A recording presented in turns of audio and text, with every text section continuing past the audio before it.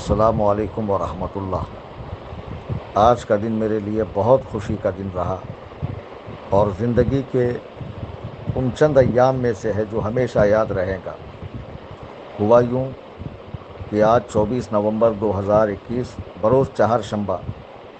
ہمارے رفیق درس سبق ساتھی حضرت مولانا عبدالکلام امجدی صاحب، مینیجر برکاتی اسلامک سینٹر، آل انڈیا برکاتی اسلامک سینٹر، ان کی معرفت حضور ممتاز الفقہا امیر المؤمنین فی الحدیث، محدث کبیر،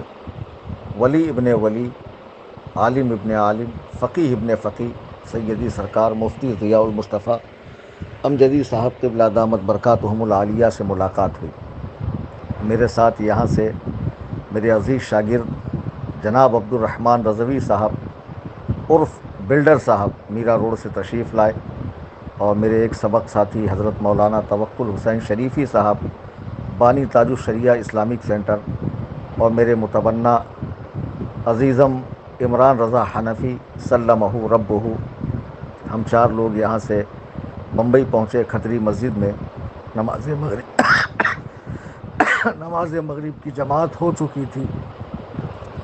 ہم نے مغرب ادا کی اور مولانا عبدالکلام امجدی کی معیت میں حضور محدث کبیر کی قیام گاہ پر پہنچے۔ یقین مانیے کہ اس قیام گاہ پر جانے کے لیے جب میں سیڑھیاں چڑھ رہا تھا تو اس وقت میرے ذہن میں یہی بات گردش کر رہی تھی کہ اتنی طویل سیڑھیاں چڑھتے ہوئے تو ہمیں تکان محسوس ہوتی ہے، اور حضور محدث کبیر تو عمر کی اس منزل میں ہے کہ جہاں بہت کم لوگ پہنچ پاتے ہیں، اور خدا جب اتنی عمر کسی کو عطا کرتا ہے تو پھر وہ گھر میں بیٹھ کر اپنے پوتوں سے، نواسوں سے، ان کے بچوں سے اپنی خدمت کرواتا ہے، ہاتھ پیر دبواتا ہے۔ لیکن واہ رے جوش تبلیغ اور خدمت دین کی تبلیغ کا جذبہ کہ اس عمر میں بھی دنیا کے کونے کونے میں پہنچ کر آپ مسلک اعلیٰ حضرت کی ترویج و اشاعت فرما رہے ہیں۔ بہرحال ہم لوگ قیام گاہ پر پہنچے۔ آگے پہنچ کر مولانا عبدالکلام امجدی صاحب نے غالباً میرا تعارف کرایا۔ جب ہم لوگ اندر گئے تو کافی مدرسے کے طلباء اور کچھ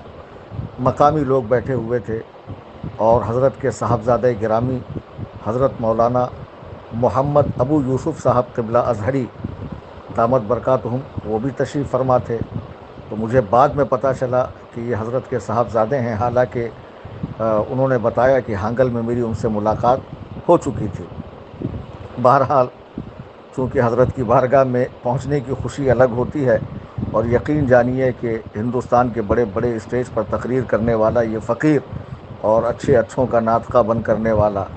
پتہ نہیں حضور محدث کبیر کا جو علمی رعب و دبدبہ اور جو شخصیت کی تاثیر تھی کہ معلوم پڑتا ہے کہ زبان سے الفاظ ہی نہیں نکل رہے ہیں، بالکل زبان ہی بند ہو گئی۔ بہرحال بیٹھا رہا، دست بوسی ہوئی، قدم بوسی ہوئی۔ پھر حضرت نے میزبان سے فرمایا کہ ان لوگوں کو چائے پلائی جائے، اور جب میرے پیالی میں چائے ڈالی گئی تو وہ کچھ کم تھی، اور میں حیرت میں پڑ گیا کہ حضور محدث کبیر عمر کی اس منزل میں ہونے کے باوجود اتنی دور تک دیکھ رہے ہیں۔ میزبان سے فرمایا صوفی صاحب کو اور چائے ڈالو۔ بہرحال انہوں نے اور چائے دی۔ حضرت کا تبرک تھا، میں نے پی لیا۔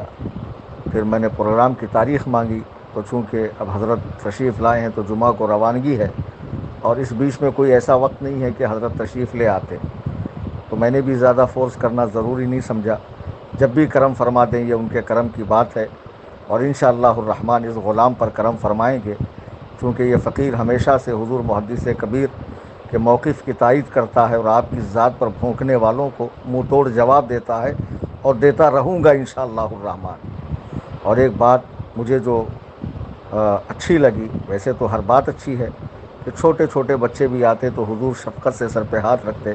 مسکرا کر خیریت پوچھتے۔ جو لوگ علماء سے نالاں رہتے ہیں کہ علماء سیدھے منہ جواب نہیں دیتے ہیں،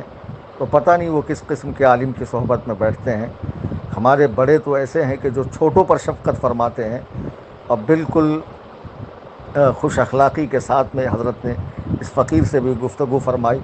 آپ کو دیکھ کر، آپ کی شخصیت کو دیکھ کر خدا کی قسم بالکل مطلب ایسی مسرت ہوئی کہ میں آپ کو لفظوں میں بتا نہیں سکتا۔ تازگی پیدا ہو گئی، آنکھوں کو ٹھنڈک ملی، دل کو سکون ملا، اور آپ کے عمل کو میں نے سنت نبوی کا مظہر پایا، اور یقیناً جو انداز نشست تھا آپ کا اور انداز گفتگو تھا، اور بات بات میں دعاؤں سے نوازنا، بات بات میں دعاؤں سے نوازنا، اور پھر رخصت ہونے کا وقت آیا تو ہم نے قدم بوسی بھی کی، دست بوسی بھی کی، حضرت نے بڑی دعاؤں سے نوازا، اور بار بار آپ کے لبھائے مبارک جب بھی ہل رہے تھے، یا تو قرآن پاک کی تلاوت ہو رہی تھی یا کچھ نہ کچھ ذکر و اذکار ہو رہا تھا، اتنا روحانی سکون مجھے ملا، اور میں حیرت میں پڑ گیا کہ لوگ ایسی شخصیت کے ہونے کے بعد بھی پتہ نہیں اڑیا گڑیا لٹیا چٹیا پیروں کے ہاتھ کیسے بک جاتے ہیں، اور کیسے ایسے لوگوں کے چکر میں پھنس جاتے ہیں کہ اللہ اکبر کبیرہ، وقت کا اتنا بڑا عالم امیر المومنین فی الحدیث، جس کے لاکھوں لاکھ بلا مبالغہ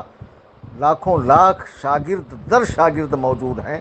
اور خدمت دین انجام دے رہے ہیں دنیا کے کونے کونے میں، اور ایسی تواضع، ایسی انکساری کہ بالکل ایک معمولی درجے کا گدا لگا ہوا ہے، اسی پر حضرت آرام فرما ہے، نہ پلنگ کی ڈیمانڈ، نہ ایئر کنڈیشن کی ڈیمانڈ، نہ الگ بیڈ روم کی ڈیمانڈ، ایسا کچھ بھی نہیں، اور بالکل عوام سے محبت سے شفقت سے ملاقات فرما رہے ہیں، ہر ایک کو دعا سے نواز رہے ہیں۔ بہرحال غالباً نصف گھنٹہ